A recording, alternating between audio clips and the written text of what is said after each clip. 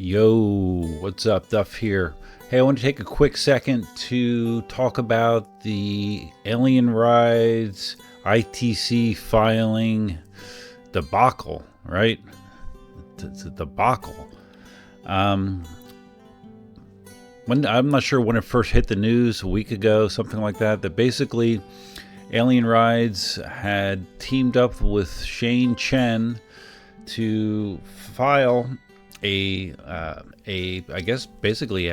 copyright or patent infringement case with the ITC, International Trade Commission, with the intent to not only generate royalties for the two plaintiffs, but also basically to establish control of the market in the United States. That's kind of my Cliff Notes understanding of it. There's been some different interpretations of what actually is being claimed. There was originally a patent on the design of pads being integrated into the shell of a wheel, which is really something that isn't all that prevalent anymore. Now pads just, almost all wheels just sit on a flat surface. They're not integrated into the shell. But there could be some other details there that I am not aware of. Like I said, I've been piecing information from all over the place. The reaction has been a tsunami against Alien Rides and Kevin, which is a shame. I mean, Alien Rides has been around for a long time. I've done business with Alien Rides, but apparently, again, from information that I've seen on the internet, Alien Rides is struggling financially. They're struggling as a business. When you look at their website, there's very little inventory available. There's been a lot of complaints about customer service being pretty much abysmal, which is the opposite of what it used to be. So outward appearances are that this is an attempt at a cash grab to potentially help out a business that is in deep financial trouble. That's what it appears like to everyone else in the rest of the world. And I am really baffled by this decision by Kevin. Chen, I'm not baffled by, because I guess he's kind of made a career out of trying to sue EUC manufacturers to get more money out of them. But with Kevin, I don't understand how he thought that this was going to end well for him, regardless. Because whether he loses or wins this filing, his reputation is trashed.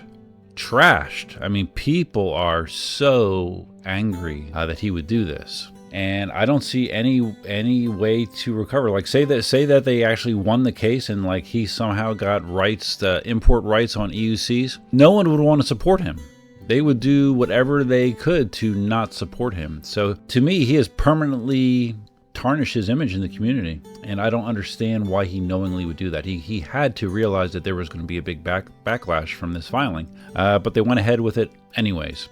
So the ITC had a window that the public could submit comments on the case that will be entered into the official case evidence, I guess.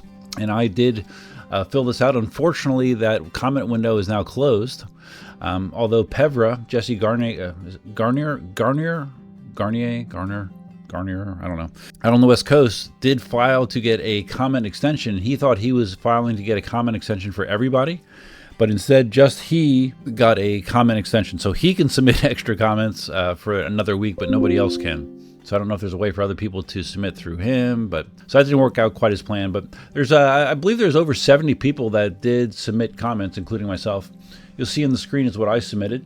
Feel free to pause it and read it if you want. And I added a page 2 where I just gave an example of the P6 with a flat surface with pads mounted to it, just as an example of what is typical nowadays in the EUC industry, because these people aren't going to know anything about EUCs. So anyways, I wanted to do a longer format video on this. I've been very pressed with time. Elsa's had some health issues I've been dealing with, and I just haven't had the time. I'd like to do a live stream when I get a chance, but haven't had the time.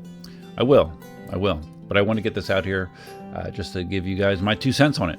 So that's all I got for now. Hopefully this falls on its face, goes away, but we won't know for a few weeks. So till next time, Duffman out.